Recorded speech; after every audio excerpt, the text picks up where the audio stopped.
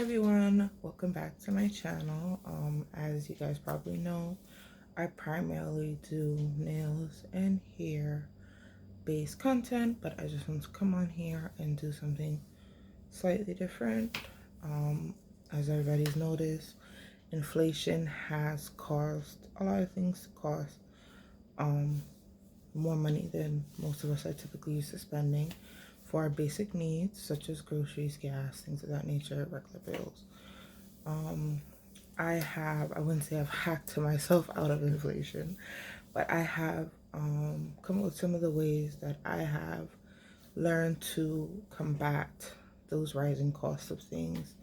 Of course, it's not 100% perfect. I am not a financial analyst. This is not an expertise area. It's just some tricks and tips that I've picked up over this last year or so of my life, and I just want to pass it along. So the first tip and trick, if you own a vehicle, you know that gas prices have steadily gone up. Right now, just, driving around, I live in the New York City metro area. Gas is anywhere between 350 and 375. That is, a significant amount of money. I drive a teenage age large SUV that takes around 28 gallons of gas for full capacity, for the car to be full. And so what I've done is I use this app called Fuel Rewards. And what happens is every Tuesday, T-Mobile Tuesday gives away an extra 10 cents onto the reward. So when you first start out, when you sign up for the app, you get 5 cents, and that's on every fill up. And then they give you, like T-Mobile will give you an extra 5 cents, and then so you get 10 cents off, and you're able to fill up your car with the 10-cent discount. Now that stuff does add up. And this week, for example, they gave away 22 cents because of February 22, 22. And so that's been something I've used to save on gas. Gas is one of my biggest expenses, and those are some of the ways I've learned to save money in that regard. One of the second ways that I've learned to save money is coupons. Now, I don't like cut out coupons. I call myself a lazy couponer, but I have learned to do some level of couponing in the last 6 months or so. And I've done that primarily by following pages, Instagram pages, like clearance pages, in addition to couponing pages. And they will tell you the deals if you feel comfortable, if it's something that you need. Because a lot of times, when I first seen couponing, I wanted to try couponing for quite some time. But I was like, I live in New York City. We have a limited amount of space here. Where am I going to put all this stuff? And I've learned to coupon for what I need. I will not coupon in a stockpile type of manner. I might buy one or two extra, being that the price is cheaper, but I will not put myself out of the way to do something that's really not in my budget either way. Because if you're overbuying and it's not in your budget, whether it's on sale or not, you would try not to, purchase it. Okay, so those are some of the ways I've used couponing to save money in that regard. I've also, so that leads me to the next one. So how do you save money on groceries? So some of the ways that I save money on groceries is I use Aldi's. So I shop selectively, basically. So in New York City, we get like these white little flyers that they throw out the door, and I'll use that, and I'll kind of price compare of the items that I need for that week, or every 2 weeks. I like to go grocery shopping every 2 weeks, and go through there and pick out the items, and then I will pick 2 or 3 stores with like the most deals and go from there. I typically go to shop at Aldi's first, because I find that a lot of stuff there are cheaper. The bread is cheaper, the fruits and vegetables are cheaper, and then I'll go to some place like Walmart or a local grocery store and get the rest of my items. And then last, I will go to BJ's. I do not live by myself, so I'm not just shopping just for me. but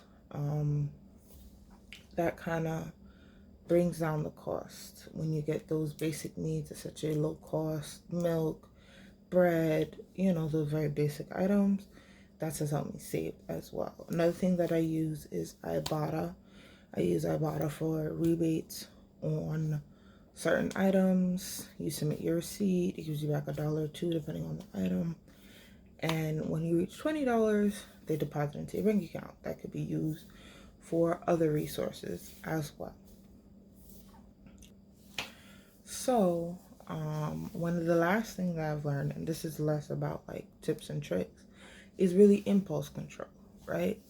It's something that I struggle with prior to now, but I'm working on it a lot. So I will go into a store, so you go in like Five Below, right? And you're like, Five Below, everything's $5. Or Walmart, everything, this is $2, that's $3, right? And we tend to just pick it up because it's cheap. At least that's with me.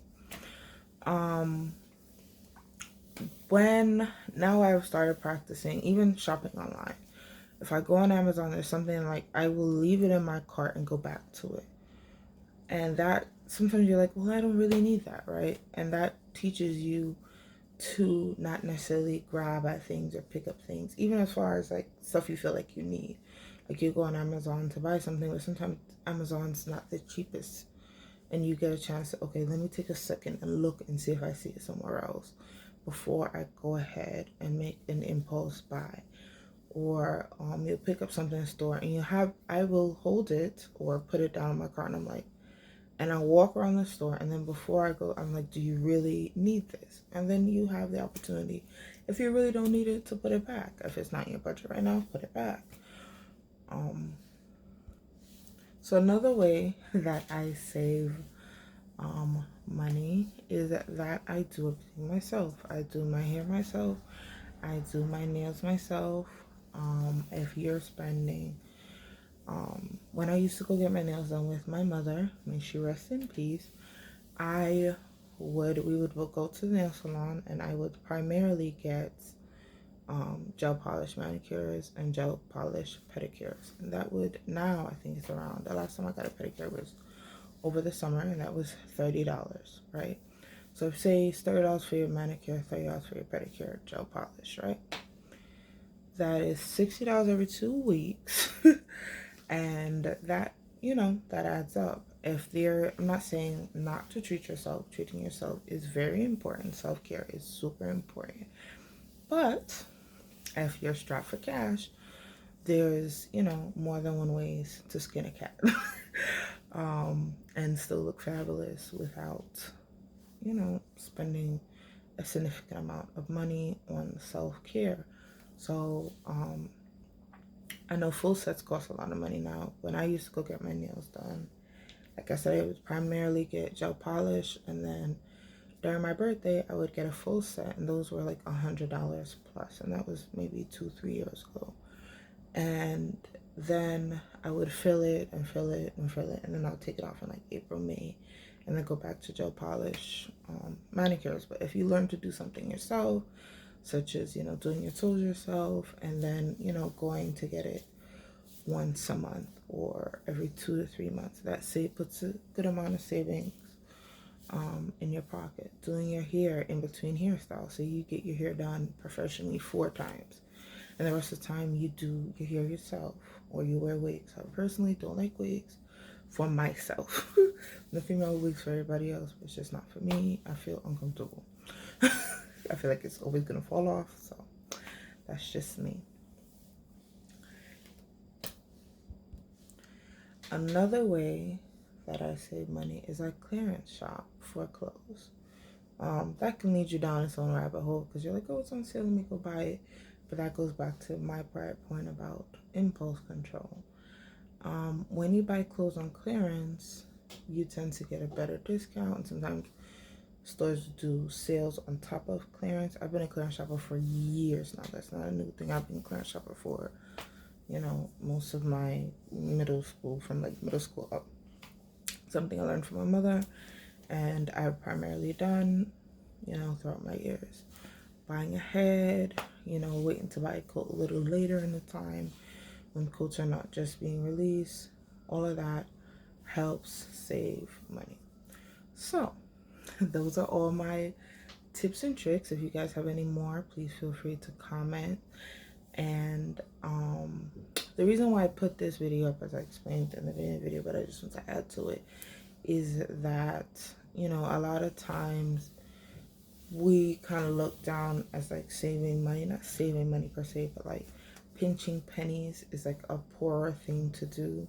But if you're trying to build generational wealth, if you're, which is something that a lot of people of color struggle with, if you're trying to buy a house, if you have student loans, if you have a car loan, if you have things, you know, if you can save your money from, you know, your primary purchases and the little, you know, stuff we have to buy every, you know, month, every 2 weeks, and put it towards something you actually want to do, like going on vacation, or you actually, that you can't get a discount on, buying a house, you know, those things, it all helps, right? It all helps.